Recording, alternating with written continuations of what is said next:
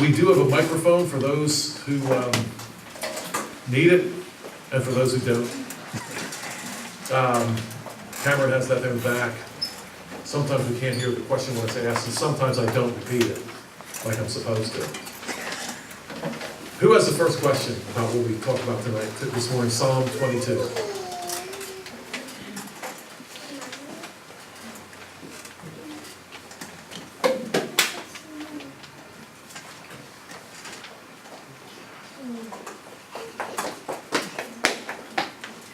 We have one. A question. Yes, Beth. Here comes the mic.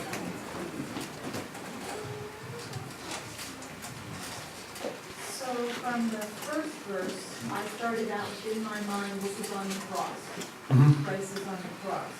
You get to 19 and it starts to say, save me from these other people who want to take me out different ways. If he's already on the cross, does that necessarily need to be prayed? I'm just Yeah.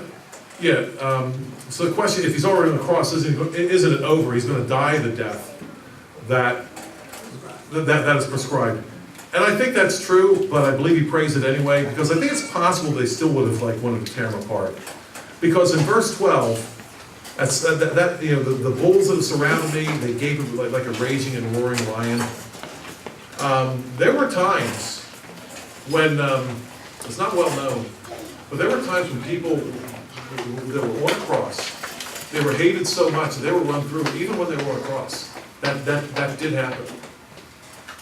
And so I think that it makes sense for him to pray this even while, I think it's very hard for us to understand the degree of hatred these people have. And I think it would have still tried to kill him if they could have. Didn't happen often, but it happened. Good question. Who else has a question? Yes, Seth. Or a comment. Now, why did I say that I saw Seth? I don't Or know. comment. Not so much a question, but just, I think it's interesting with the quote about Bashan in there. The only other time I'm aware that that's referenced in scriptures in Deuteronomy, and it's the Song of Moses when he's talking about being surrounded by the enemy, the sacrifices going up to the pagan gods of Bashan, the bulls of Bashan, and being, God redeeming and saving Israel from that destruction in Egypt. So I think there's some similarity there too. I don't know, I know you the way you were talking about it was a little bit more of a. I just wonder, is there more spiritual connection there than just simply bulls being bulls? I mean, they clearly were a known spirit, God entity. So I don't know if you want. Yeah, there is more. Because if he just would have meant bulls, and he could have just said bulls, because he didn't say where the lions were from, and he didn't say where the dogs were from necessarily, but he did say where the bulls were from. And I do think it is a definite reference to that. And we know that bulls were a tremendous object of worship throughout the pagan world. That's why it made sense, in that dumb way, for the children of Israel to create golden calves, if you will. We see bull worship all throughout the ancient pagan world. And in fact, we'll have to be careful how we say this, but oftentimes when human sacrifice was involved, especially children, there were bulls involved, cast iron bulls involved in that. And that's probably all we really need to say about that. But this bull thing was very consistent in pagan worship throughout the ancient Middle East. Very consistent. So yeah, I do think there's more, because he says where they came from. Yeah, thank you. Yes, Brad. Yeah, go away with fun. There you go. Okay, I just have a question about, in the end of the chapter, in Psalm 22, just at verse 29 says, all the fat ones of the earth shall eat worship. I'm assuming fat ones means wealthy people. but I thought it was kind of cool that he didn't really insult the rich. He actually just said they will eat and worship, and I thought that was cool instead of like bringing the rich down that like usually people today would anyway. But I was just wondering why he commented that they would worship rather than like be brought low or anything like that. Yeah. Yeah, I really plan to address this next week. But we'll address it now, since it came up. Yeah, but I mean, certainly they didn't see fat the way we see fat at all.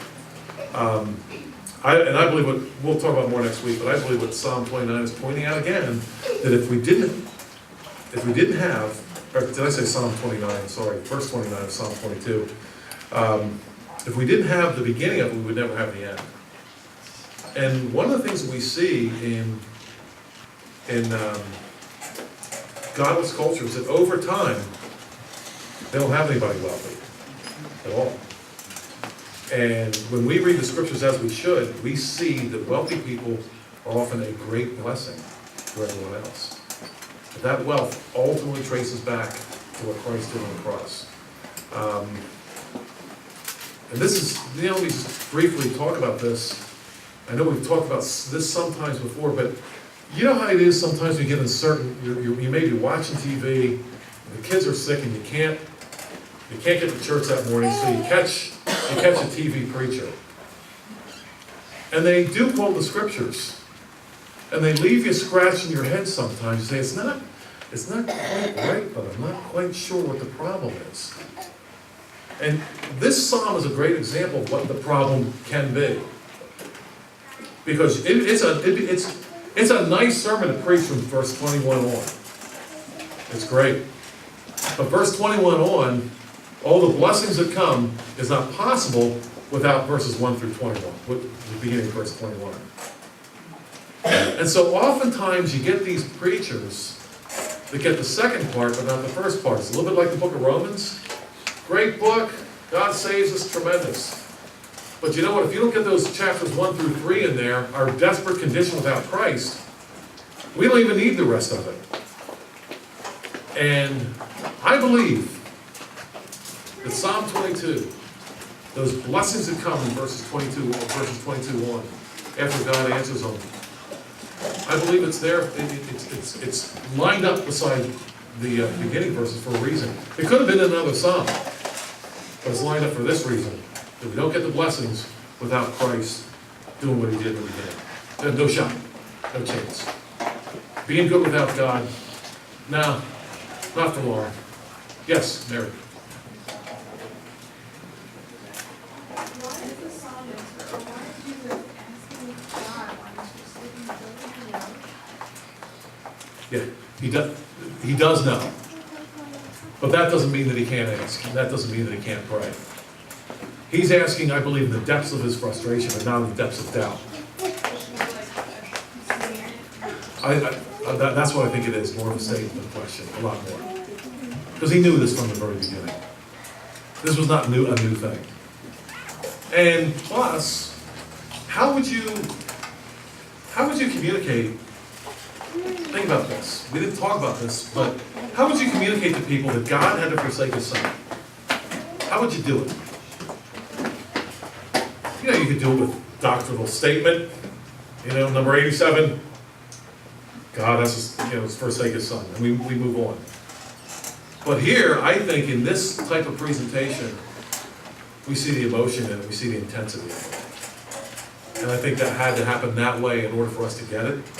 I still have a hard enough time getting it. Did I see another hand over here? Yeah.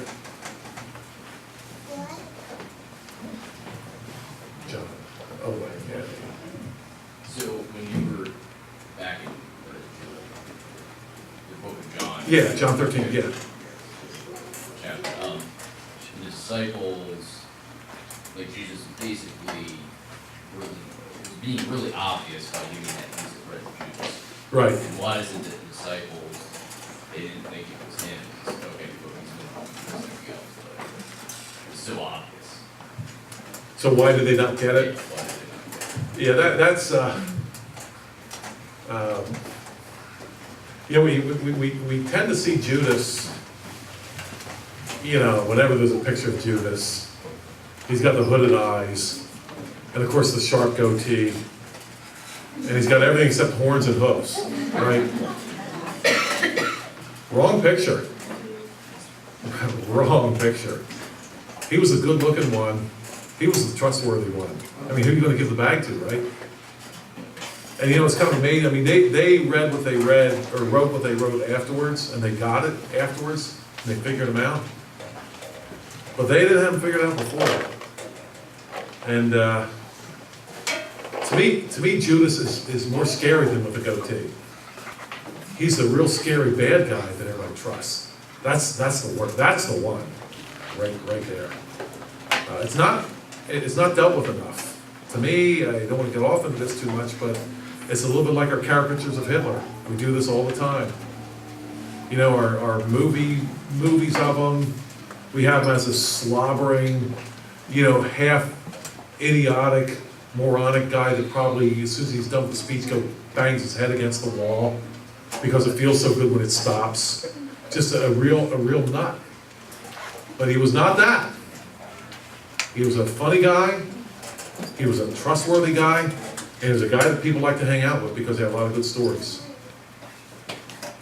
Our only defense against that kind of thing is the scriptures. That's it. Because if we're going to go by our feelings, we're going to wind up like the disciples. I'm sure they said at the beginning, Judas? Judas? Who'd have thunk it?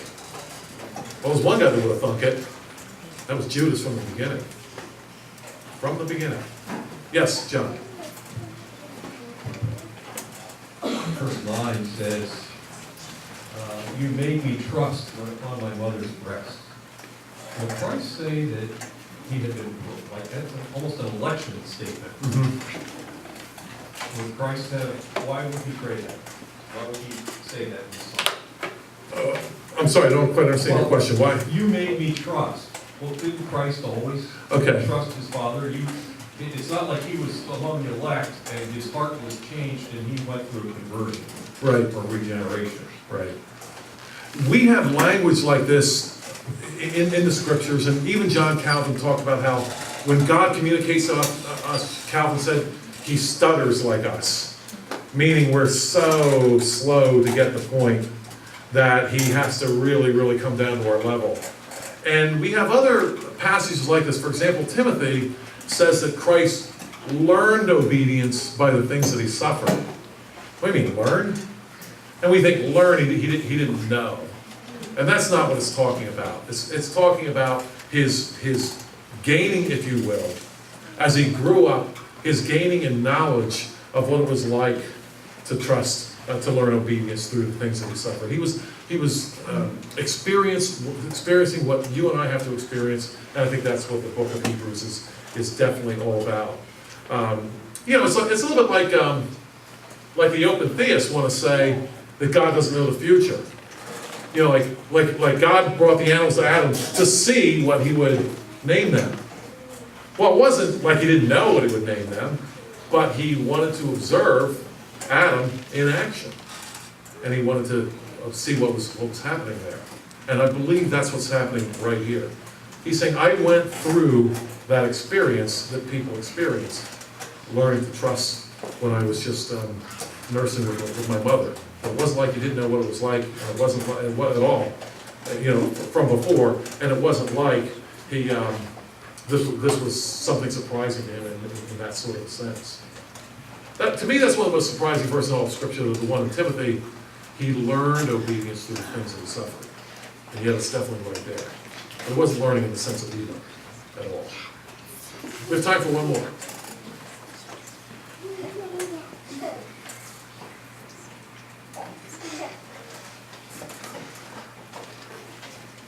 Thank you again for your kind attention here this morning.